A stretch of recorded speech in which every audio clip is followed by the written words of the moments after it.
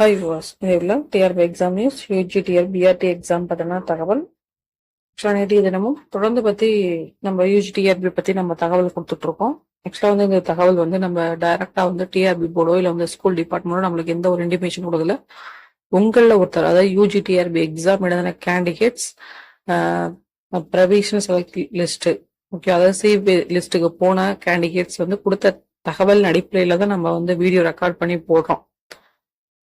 Okay, அதே மாதிரி வந்து டிஆர்பி போர்டு வந்து அவங்க கொடுக்குற ப்ரெஷ் நியூஸ் நோட்டிஃபிகேஷன் அதை வச்சு நம்ம நியூஸ் கலெக்ட் பண்ணி போடுறோம். ப்ளஸ் இது மாதிரி வந்து கேண்டிடேட்ஸ் வந்து கொடுக்குற தகவல் அடிப்படையில் தான் நம்ம வீடியோ ரெக்கார்ட் பண்ணி போடுறது.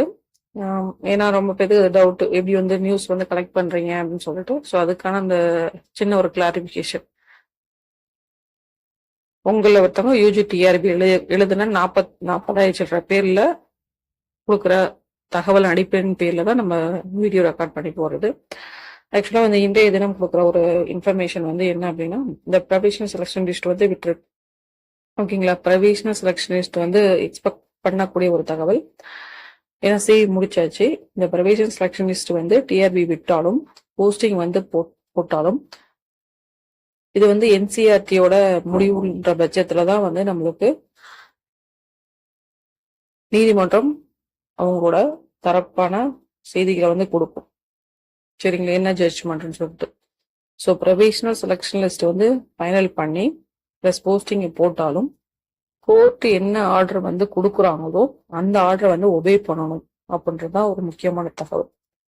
அப்போ அவங்க அப்பாயின்மெண்ட் ஆர்டர் கொடுக்கும்போதே வந்து பார்த்தீங்கன்னா, கொடுக்கும்போதே உங்களுக்கு வந்து அந்த ஆர்டர் காப்பியில் இது மாறுதலுக்கு உட்பட்டது, இன்கேஸ் சென்னை உயர் நீதிமன்றம், மதுரை உயர் நீதிமன்றம் அப்படின்ற ஒரு தகவலை அங்க ஒரு இடத்துல பின் பண்ணி தான் இந்த இதை வந்து உங்களுக்கு கொடுப்பாங்களே. சரி, இந்த ஒரு தகவலை கொடுக்குதான் இந்த வீடியோ நம்ம மேக் பண்ணது. சரிங்களா, இந்த ப்ராசஸ் வந்து கேஸ் ப்ராசஸ் வந்து இதே கண்டினியூ ஆகிட்டே போயிட்டு இருந்துச்சு அப்படின்னா எதுவுமே பண்ண முடியாது. ஸோ அப்படின்ற பட்சத்துல ப்ரொவிஷனல் செலக்ஷன் லிஸ்ட் வந்து டிஆர்பி வந்து வெளியிட்டாலும் போஸ்டிங் வந்து அவங்க போட்டாலும் இந்த ஒரு தகவலை வந்து கண்டிப்பா வந்து யார் செலக்ஷன் கேண்டிடேட்டோ அவங்களுக்கு அந்த ஆர்டர் காப்பியில அவங்க கண்டிப்பா பின் பண்ணி வைப்பாங்க. அப்படின்ற பட்சத்துல வந்து டிஆர்பி இது மாதிரி ஒரு மேற்கண்ட வேலைகளாம் வந்து அவங்க செய்ய முடியும்.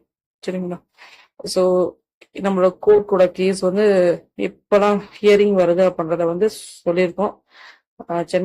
சென்னை கோர்ட்டும் சரி, மதுரை கோர்ட்டும் சரி கேஸ்கள் வந்து போட்டிருக்காங்க. சரிங்களா, ஸோ இந்த ஒரு தகவல் கொடுக்கதான் இந்த வீடியோ மேக் பண்ணது. ஸோ இந்த ஒரு தகவலும் யூஜிடிஆர்பி எக்ஸாம் எழுதின சிவி லிஸ்ட் போயிட்டு வந்த ஒரு கேண்டிடேட்ஸ் வந்து நம்மள்ட்ட சொன்ன தகவல். ஸோ அந்த தகவல் உங்களோட ஷேர் பண்ணது. நன்றி, வணக்கம். தேங்க்ஸ் ஃபார் வாட்சிங்.